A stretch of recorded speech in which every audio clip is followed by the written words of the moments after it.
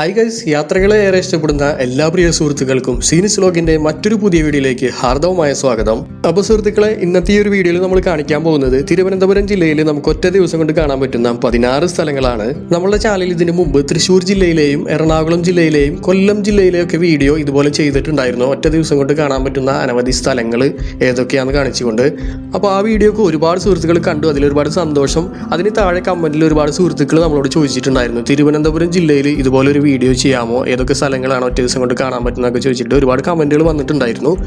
അപ്പോൾ അങ്ങനെയുള്ള എല്ലാ സുഹൃത്തുക്കൾക്കും വേണ്ടിയാണ് നമ്മൾ ഈ ഒരു വീഡിയോ ചെയ്യുന്നത്. അപ്പോൾ ഈ ഒരു വീഡിയോയിൽ നമ്മൾ കാണിക്കാൻ പോകുന്നത് തിരുവനന്തപുരം ജില്ലയിൽ വന്നു കഴിഞ്ഞാൽ നമുക്ക് ഒറ്റ ദിവസം കൊണ്ട് കാണാൻ പറ്റുന്ന 16 സ്ഥലങ്ങളാണ്. Number 1, Padmanabhaswamy temple. കേരള സംസ്ഥാനത്തിന്റെ തലസ്ഥാനമായ തിരുവനന്തപുരം നഗരത്തിലെ പ്രസിദ്ധമായ മഹാവിഷ്ണു ക്ഷേത്രമാണ് പത്മനാഭസ്വാമി ക്ഷേത്രം. ദ്രാവിഡ ശൈലിയിൽ നിർമ്മിച്ച ക്ഷേത്രത്തിന്റെ ഈ പ്രധാന ഗോപുരം തിരുവനന്തപുരം നഗരത്തിന്റെ പ്രധാന മുഖമുദ്രകളിൽ ഒന്നായാണ് കാണപ്പെടുന്നത്. അതിരാവിലെ 3:30 തന്നെ ഇവിടുത്തെ ദർശന സമയം ആരംഭിക്കുന്നതുകൊണ്ട് ഇവിടെ ആദ്യം വിസിറ്റ് ചെയ്തിട്ട് നമുക്ക് ബാക്കിയുള്ള ഓരോ സ്ഥലങ്ങളിലെ കാഴ്ചകൾ കാണാനായിട്ട് പോകാം. റെയിൽവേ സ്റ്റേഷനിൽ നിന്നും ഏകദേശം 1.4 കിലോമീറ്റർ അകലെയും ബസ് സ്റ്റാൻഡിൽ നിന്ന് ഏകദേശം 1.3 കിലോമീറ്റർ അകലെയായിട്ടാണ് ഈ ഒരു ക്ഷേത്രം സ്ഥിതി ചെയ്യുന്നത്. Number 2, Attukal temple. പത്മനാഭസ്വാമി ടെമ്പിളിൽ നിന്നും ഏകദേശം 2.4 കിലോമീറ്റർ അകലെയായിട്ടാണ് ആറ്റുകാൽ ടെമ്പിൾ സ്ഥിതി ചെയ്യുന്നത്. തിരുവനന്തപുരം നഗരത്തിൽ സ്ഥിതി ചെയ്യുന്ന അതിപ്രശസ്തമായ ഒരു ശാക്തേയ ക്ഷേത്രമാണ് ആറ്റുകാൽ ശ്രീ ഭഗവതി ക്ഷേത്രം. ഇവിടുത്തെ ടൈമിംഗ് വരുന്നത് രാവിലെ 4:30 മുതൽ ഉച്ചയ്ക്ക് 12:30 വരെയും വൈകിട്ട് 5 മണി മുതൽ രാത്രി 8:30 വരെയാണ് ഇവിടുത്തെ ടൈമിംഗ് വരുന്നത്. Number 3, Poovar boating. ആറ്റുകാൽ ക്ഷേത്രത്തിൽ നിന്നും പൂവാറിലേക്കുള്ള ദൂരം വരുന്നത് 24 കിലോമീറ്റർ ആണ്. തിരുവനന്തപുരം ജില്ലയിലെ ഒരു പ്രധാന വിനോദസഞ്ചാര കേന്ദ്രമാണ് പൂവാർ. ഇവിടെ നമ്മൾ ബോട്ടിൽ കയറി കണ്ടൽക്കാടുകളുടെ ഇടയിലൂടെയുള്ള യാത്ര വളരെ മനോഹരമായിട്ടുള്ള യാത്ര തന്നെയാണ്. ഒരുപാട് കാഴ്ചകൾ, നമ്മളുടെ സഞ്ചാരികളുടെ മനം കവരുന്ന ഒരുപാട് കാഴ്ചകൾ നമുക്കിവിടെ കാണാനായിട്ട് സാധിക്കും. കൂടാതെ ഫ്ലോട്ടിംഗ് റിസോർട്ടുകളും ഫ്ലോട്ടിംഗ് റെസ്റ്റോറൻറ്റുകളും അതുപോലെ നെയ്യാർ നദി കടലുമായി ചേരുന്ന ഒരു പ്രത്യേക ഭാഗവും അതുപോലെ ഒരു മേരി സ്റ്റാറ്റുവും അങ്ങനെയുള്ള ഒട്ടനവധി കാഴ്ചകൾ നമുക്കിവിടെ കാണാനായിട്ടുണ്ട്. ഏകദേശം 1-2 മണിക്കൂറുകൾ കൊണ്ട് തന്നെ ഇവിടുത്തെ ഒട്ടുമിക്ക കാഴ്ചകൾ നമുക്ക് കാണാനായിട്ട് സാധിക്കും. അതുപോലെ തന്നെ ബോട്ടിങ്ങിൻ്റെ റേറ്റ് വരുന്നത് 1500 രൂപയാണ്. ഈ 1500 രൂപയിൽ നമുക്ക് ഏകദേശം 7 ആൾക്കാർക്ക് വരെ പോകാനായിട്ട് സാധിക്കും. 1500 രൂപയാണ് ബോട്ടിങ്ങിൻ്റെ ഒരു റേറ്റ് വരുന്നത്. സീസൺ അനുസരിച്ച് ചിലപ്പോൾ ഇതിൽ മാറ്റങ്ങളൊക്കെ വന്നേക്കാം. ഇവിടുത്തെ ഒരു ടൈമിംഗ് വരുന്നത് രാവിലെ 6 മണി മുതൽ വൈകിട്ട് 5:30 വരെയാണ്. നമ്പർ 4, ആഴിമല. തിരുവനന്തപുരം ജില്ലയിലെ വിഴിഞ്ഞത്തിനടുത്ത് പുളിങ്കുടിയിൽ കടൽ തീരത്തിനടുത്ത് സ്ഥിതി ചെയ്യുന്ന ഒരു പ്രസിദ്ധമായ ഹൈന്ദവ ക്ഷേത്രമാണ് ആഴിമല ശിവക്ഷേത്രം. ഏകദേശം 58 അടി ഉയരമുള്ള ശ്രീ പരമേശ്വരന്റെ ഗംഗാധുരേശ്വര രൂപത്തിലുള്ള മനോഹരമായ ശില്പമാണ് ക്ഷേത്രത്തിന്റെ പ്രധാന ആകർഷണം. കേരളത്തിലെ ഏറ്റവും ഉയരം കൂടിയ ശിവപ്രതിമ കൂടിയാണ് ഇത്.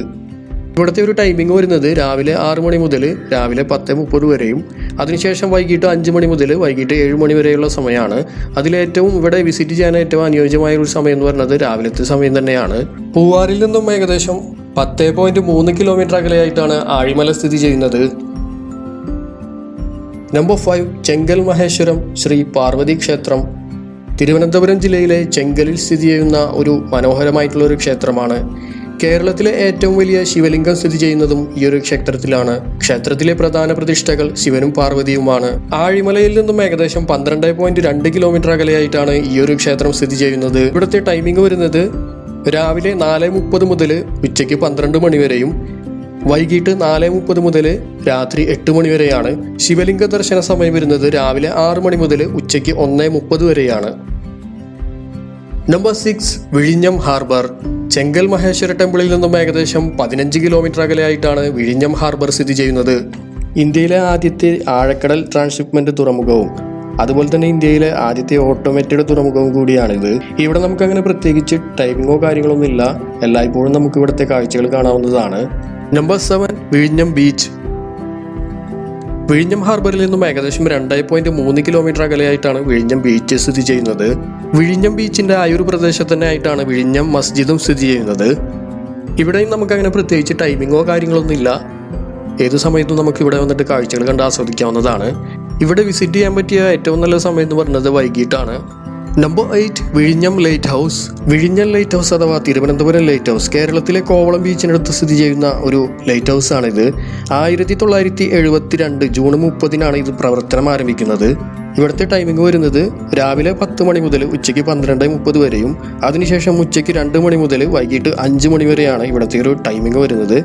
തിങ്കളാഴ്ച ഇവിടെ അവധി ദിവസമായിരിക്കും. ഏകദേശം 10 രൂപയാണ് ഇവിടുത്തെ ടിക്കറ്റിൻ്റെ റേറ്റ് വരുന്നത്. Number 9 Kovalam beach. വിഴിഞ്ഞത്തു നിന്നും ഏകദേശം 4.7 കിലോമീറ്റർ അകലെയായിട്ടാണ് കോവളം ബീച്ച് സ്ഥിതി ചെയ്യുന്നത്. ഇവിടെ നമുക്ക് അങ്ങനെ പ്രത്യേകിച്ച് ടൈമിങ്ങോ കാര്യങ്ങളോ ഒന്നും തന്നെ ഇല്ല. എല്ലായ്പ്പോഴും നമുക്കിവിടെ കാഴ്ചകൾ കണ്ട് ആസ്വദിക്കാവുന്നതാണ്. ഇവിടേക്ക് വരാൻ പറ്റിയ ഏറ്റവും നല്ല സമയം എന്ന് പറയുന്നത് അതിരാവിലെയോ വൈകിട്ടോ ആണ്. നമ്പർ 10 ഭീമാപ്പള്ളി. കോവളം ബീച്ചിൽ നിന്നും ഏകദേശം 12.2 കിലോമീറ്റർ സഞ്ചരിക്കുകയാണെങ്കിൽ നമുക്ക് ഭീമാപ്പള്ളിയിൽ എത്തിച്ചേരാനായിട്ട് സാധിക്കും. കേരളത്തിലെ മുസ്ലിം ആരാധനാലയങ്ങളിൽ ഏറെ പഴക്കം ചെന്നതും പ്രസിദ്ധവുമായ തിരുവനന്തപുരത്തെ ഒരു മസ്ജിദാണ് ഭീമാപ്പള്ളി. നാനാജാതി മതസ്ഥർക്ക് ആശ്രയവും അഭയവും കഷ്ടതകളിൽ നിന്നുള്ള മോചനവും ഇവിടെ നിന്ന് ലഭിക്കുന്നു. നബി തിരുമേനിയുടെ പരമ്പരയിൽപ്പെട്ട ഭീമാ ബീവി, മകൻ ഷെയ്ഖ് സയ്യിദ് ഷഹീദ് മാഹിൻ അബൂബക്കർ എന്നിവരുടെ ഖബറുകളാണ് ഭീമാപ്പള്ളിയിലുള്ളത്. ഭീമാ ബീവിയുടെ പേരിൽ നിന്നാണ് ഭീമാപ്പള്ളി എന്ന പേരുണ്ടായതും. ഇവിടെ നമുക്കങ്ങനെ പ്രത്യേകം ടൈമിങ്ങോ കാര്യങ്ങളൊന്നും എടുത്തു പറയേണ്ടതായിട്ടില്ല. പകൽ സമയത്ത് നമുക്ക് എല്ലായ്പ്പോഴും വന്ന് പള്ളിയും പരിസരവും ഒക്കെ സന്ദർശിക്കാവുന്നതാണ്.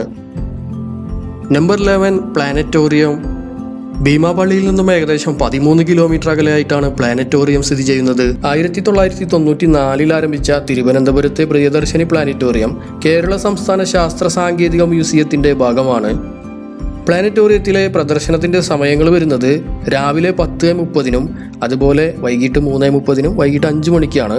ഇതുകൂടാതെ ഉച്ചയ്ക്ക് 12 മണിക്ക് ഒരു പ്രദർശനമുണ്ട്. അത് ഇംഗ്ലീഷ് ഭാഷയിലായിരിക്കും ഉണ്ടാവുക. ടിക്കറ്റിൻ്റെ റേറ്റ് വരുന്നത് ഒരാൾക്ക് ഏകദേശം 90 രൂപയാണ്. നമ്പർ 12 സൂ ആണ്. പ്ലാനറ്റോറിയത്തിലെ കാഴ്ചകൾ കണ്ട് അല്പദൂരം ഏകദേശം 1 കിലോമീറ്ററിൽ താഴെ നടന്നാലും നമുക്ക് സൂവിൽ എത്തിച്ചേരാനായിട്ട് സാധിക്കും. ഇവിടുത്തെ ടൈമിംഗ് വരുന്നത് രാവിലെ 9 മണി മുതൽ വൈകിട്ട് 5 മണി വരെയാണ്. അതുപോലെ തന്നെ ഇവിടുത്തെ ടിക്കറ്റിന്റെ റേറ്റ് വരുന്നത് മുതിർന്നവർക്ക് 50 രൂപയും കുട്ടികൾക്ക് 10 രൂപയാണ്. ഇവിടെ വരികയാണെങ്കിൽ നമുക്ക് കടുവ, സിംഹം, പുലി, ആന, ഹിപ്പോ, സീബ്ര തുടങ്ങിയ വിവിധ മൃഗങ്ങളെ കാണാനായിട്ട് സാധിക്കും. അതുപോലെ തന്നെ പലതരത്തിലുള്ള പാമ്പുകൾക്ക് വേണ്ടിയിട്ടുള്ള ഒരു പ്രത്യേക ഏരിയ തന്നെ ഇവരിവിടെ സെറ്റ് ചെയ്തിട്ടുണ്ട്. പ്രത്യേകം ഒരു കാര്യം പറയാനുള്ളത്, ഇവിടെ നമ്മൾ ഒരുപാട് നടന്ന് കാണാനായിട്ടുണ്ട്. നമുക്കിവിടെ 500 രൂപ മുതൽ തന്നെ ഇലക്ട്രിക് വെഹിക്കിൾസ് ലഭ്യമാണ്. അപ്പോൾ നമ്മൾ അത് ബുക്ക് ചെയ്യുകയാണെങ്കിൽ, മുൻകൂട്ടി ബുക്ക് ചെയ്യുകയാണെങ്കിൽ നമുക്ക് അതിൽ സുഖമായിട്ട് തന്നെ കാഴ്ചകൾ കണ്ട് ആസ്വദിക്കാനായിട്ട് സാധിക്കും. മൃഗശാലയുടെ അടുത്തായിട്ട് തന്നെ നമുക്കൊരു അക്വേറിയം കാണാനായിട്ട് സാധിക്കും. നമ്പർ 13 വേളി. സൂവിൽ നിന്നും ഏകദേശം 12 കിലോമീറ്റർ യാത്ര ചെയ്യുകയാണെങ്കിൽ നമുക്ക് വേളിയിൽ എത്തിച്ചേരാനായിട്ട് സാധിക്കും. വേളിയിലെ പ്രവർത്തന സമയം വരുന്നത് രാവിലെ 8 മണി മുതൽ വൈകിട്ട് 6:30 വരെയാണ്. വേളി ടൂറിസ്റ്റ് വില്ലേജ് എന്നാണ് ശരിക്കും ഇതിനെ അറിയപ്പെടുന്നത്. കായൽ, കടൽ, പൂന്തോട്ടം, ബോട്ടിംഗ് സൗകര്യം, ഫ്ലോട്ടിംഗ് കഫേ, കുട്ടികൾക്കായിട്ടുള്ള ഒട്ടനവധി വിനോദങ്ങൾ മുതലായ സംഭവങ്ങളൊക്കെ വേളിയിൽ വന്നു കഴിഞ്ഞാൽ നമുക്ക് കാണാനായിട്ട് സാധിക്കും. കൂടാതെ വേളിയിൽ നമുക്ക് ചെറിയൊരു ടോയ് ട്രെയിൻ റൈഡ് കൂടി വരുന്നുണ്ട്. 2 കിലോമീറ്റർ ദൂരത്ത് നമുക്ക് ചെറിയ രീതിയിലൊരു കുഞ്ഞു ട്രെയിനിലിരുന്ന് യാത്ര ചെയ്യാനായിട്ട് സാധിക്കും. അതിന് നമുക്ക് കുട്ടികൾക്ക് 30 രൂപയാണ് അതിൻ്റെ ടിക്കറ്റിൻ്റെ റേറ്റ് വരുന്നത്. മുതിർന്ന ആളുകൾക്ക് 50 രൂപയാണ്. അതുപോലെ തന്നെ വേളിയിൽ നമുക്ക് പ്രവേശന ടിക്കറ്റിൻ്റെ റേറ്റ് വരുന്നത് 20 രൂപയാണ്. കുട്ടികൾക്കാണെങ്കിൽ 5 രൂപയാണ്. Number 14 wax museum. വേളിയിൽ നിന്നും ഏകദേശം 10 കിലോമീറ്റർ അകലെയായിട്ടാണ് വാക്സ് മ്യൂസിയം സ്ഥിതി ചെയ്യുന്നത്. പ്രശസ്ത സിനിമാ താരങ്ങളുടെയും അതുപോലെ തന്നെ രാഷ്ട്രീയ പ്രമുഖരുടെയും കായിക താരങ്ങളുടെയും ഒരുപാട് മെഴുകുപ്രതിമകൾ നമുക്കിവിടെ കാണാനായിട്ട് സാധിക്കും. സച്ചിൻ തെണ്ടുൽക്കർ, അതുപോലെ തന്നെ മമ്മൂട്ടി, മോഹൻലാൽ, തമിഴ് സിനിമാ താരം രജനികാന്ത്, നരേന്ദ്രമോദി, പഴയ MGR, ജയലളിത, അങ്ങനെ തുടങ്ങുന്ന നീണ്ട നിര തന്നെ ഏകദേശം 37-ലധികം മെഴുകുപ്രതിമകൾ നമുക്കിവിടെ കാണാനായിട്ട് സാധിക്കും. ഇവിടേക്കുള്ള ടിക്കറ്റിൻ്റെ റേറ്റ് എന്ന് പറഞ്ഞത് 100 രൂപയാണ് ഒരാളുടെ റേറ്റ് വരുന്നത്. അതുപോലെ തന്നെ ഇവിടുത്തെ പ്രവർത്തന സമയം രാവിലെ 9 മണി മുതൽ വൈകിട്ട് 8 മണി വരെയാണ്. നമ്പർ 15 ചിത്രാലയം. നേരത്തെ കണ്ട വാക്സ് മ്യൂസിയത്തിൻ്റെ തൊട്ടടുത്ത് തന്നെയാണ് ചിത്രാലയം സ്ഥിതി ചെയ്യുന്നത്. ഇവിടെ നമുക്ക് രാജാരവിവർമ്മയുടെ ഒരുപാട് പെയിൻറ്റിങ്സും സംഭവങ്ങളൊക്കെ കാണാം. അതുതന്നെയാണ് ഇവിടുത്തെ മെയിൻ അട്രാക്ഷൻസ്. അതുപോലെ തന്നെ രാജകുടുംബത്തിൻ്റെ ചരിത്രം കാണിക്കുന്ന ചില ചിത്രങ്ങളും രാജകുടുംബാംഗങ്ങളുടെ ജീവിതത്തിലെ പ്രധാന സംഭവങ്ങൾ, ജനനം, കിരീടധാരണം, വിവാഹം മുതലായവ ഇവിടെ ഇതിനകത്ത് ചിത്രീകരിച്ചിരിക്കുന്നു.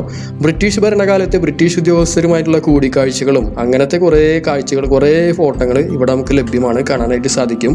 ഇവിടുത്തെ ഒരു ടൈമിംഗ് വരുന്നത് രാവിലെ 9 മണി മുതൽ ഉച്ചയ്ക്ക് 12:30 വരെയും ഉച്ചയ്ക്ക് 2 മണി മുതൽ വൈകിട്ട് 4:45 വരെയാണ് ഇവിടുത്തെ ഒരു പ്രവർത്തന സമയം വരുന്നത്. മാത്രമല്ല ടിക്കറ്റിൻ്റെ റേറ്റ് വരുന്നത് അഡൾട്ട്സിന് 70 രൂപയാണ്. Number 16 Shankhumukham beach. ചിത്രാലയത്തിൽ നിന്നും ഏകദേശം 6.8 കിലോമീറ്റർ സഞ്ചരിക്കുകയാണെങ്കിൽ ശംഖുമുഖം ബീച്ചിൽ എത്തിച്ചേരാനായിട്ട് സാധിക്കും. ഇവിടെ നമുക്കങ്ങനെ പ്രത്യേകിച്ച് ടൈമിങ്ങോ കാര്യങ്ങളൊന്നും ഇല്ല. നമ്മളുടെ സൗകര്യം അനുസരിച്ച് നമുക്ക് ഏത് സമയത്തും ഇവിടെ വന്ന് കാഴ്ചകൾ കണ്ട് ആസ്വദിക്കാവുന്നതാണ്. എന്നാലും ഇങ്ങോട്ടേക്ക് വന്ന് കാഴ്ചകൾ കാണാൻ പറ്റിയ ഏറ്റവും നല്ല സമയം എന്ന് പറയുന്നത് വൈകുന്നേരമാണ്. പ്രത്യേകിച്ച് ബീച്ചിലൊക്കെ എപ്പോഴും നമുക്ക് വൈകുന്നേരം വന്ന് കാഴ്ചകൾ കാണുന്നത് തന്നെയാണ് നല്ലത്. അപ്പോൾ ഗൈസ്, ഇത്രയാണ് നമ്മളുടെ ഈ ഒരു വീഡിയോ നമ്മൾ ചിത്രീകരിച്ചിട്ടുള്ളത്. തിരുവനന്തപുരം ജില്ലയിൽ വന്നു കഴിഞ്ഞാൽ നമുക്ക് ഒറ്റ ദിവസം കൊണ്ട് തന്നെ ഈ 16 സ്ഥലം നമുക്ക് കാണാനായിട്ട് സാധിക്കും.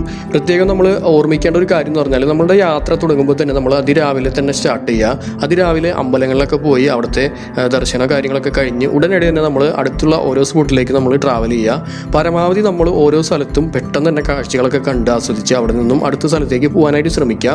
ചില സ്ഥലങ്ങളിൽ മാത്രമാണ് നമ്മൾ 1-2 മണിക്കൂർ സ്പെൻഡ് ചെയ്യേണ്ടതായിട്ട് വരുന്നുള്ളൂ. ബാക്കിയുള്ള എല്ലാ സ്ഥലങ്ങളും നമുക്ക് പെട്ടെന്ന് തന്നെ കാഴ്ചകൾ കണ്ടിട്ട് അടുത്ത സ്ഥലത്തേക്ക് പോകാനായിട്ട് സാധിക്കുന്നതാണ്. അപ്പോൾ ചമാർ, ഇത്രയാണ് നമ്മളുടെ വീഡിയോ. ഈ ഒരു വീഡിയോ നിങ്ങൾക്ക് എല്ലാവർക്കും ഇഷ്ടമായെന്ന് വിചാരിക്കുന്നു. അതുപോലെ തന്നെ ഉപകാരപ്പെടുന്നു വിചാരിക്കുന്നു. തിരുവനന്തപുരത്തേക്ക് വരാനായിട്ട് നിൽക്കുന്ന നിങ്ങളുടെ ഫ്രണ്ട്സ് ഫാമിലിക്കൊക്കെ ഇത് ഷെയർ ചെയ്ത് കൊടുക്കുക. എങ്ങനെയാണ് നമ്മളുടെ ട്രിപ്പ് പ്ലാൻ ചെയ്യേണ്ടതെന്ന് ഈ വീഡിയോ കാണുമ്പോൾ നിങ്ങൾക്ക് ഏകദേശം ഒരു ഐഡിയ കിട്ടുമെന്ന് വിചാരിക്കുന്നു. അപ്പോൾ ഇത്രയാണ് ഈ ഒരു വീഡിയോ. എല്ലാവരും നമ്മളുടെ ചാനൽ ആദ്യമായിട്ട് നമ്മളുടെ ചാനൽ വിസിറ്റ് ചെയ്യുന്ന ആളുകൾ, ആദ്യമായിട്ട് വീഡിയോ കാണുന്ന ആളുകൾ തീർച്ചയായിട്ടും നമ്മളുടെ ചാനൽ ഒന്ന് സബ്സ്ക്രൈബ് ചെയ്യുക, സപ്പോർട്ട് ചെയ്യുക. അതുപോലെ തന്നെ ലൈക്ക് ചെയ്യുക, ഷെയർ ചെയ്യുക. നിങ്ങളുടെ വിലയേറിയ അഭിപ്രായങ്ങൾ നമ്മളുടെ കമൻറ്റ് ബോക്സിലൂടെ വന്നിട്ട് രേഖപ്പെടുത്തുക. അപ്പോൾ മറ്റൊരു പുതിയ വീഡിയോയിൽ കാണുന്നവരേക്കും ബൈ.